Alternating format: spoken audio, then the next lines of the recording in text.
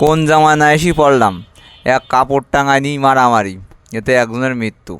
জানা গেছে আপনার শুক্রবার মানে গতকাল সকালে বাড়ির প্রবেশ মুখে কাপড় শুকানোর দড়ি টানানো নিয়ে কথা কাটাকাটির এক পর্যায়ে উভয় পক্ষের মধ্যে উত্তেজনা ছড়িয়ে পড়ে। পরে তা সংঘর্ষের রূপ নেয়। এক পক্ষের অভিযোগ রয়েছে, সরফরাজের পরিবারের কয়েকজন সদস্য লাঠি ও লোহার রড সহ দেশীয় অস্ত্র নিয়ে জুয়েল ও তার ভাই সোহেলের ওপর হামলা চালান।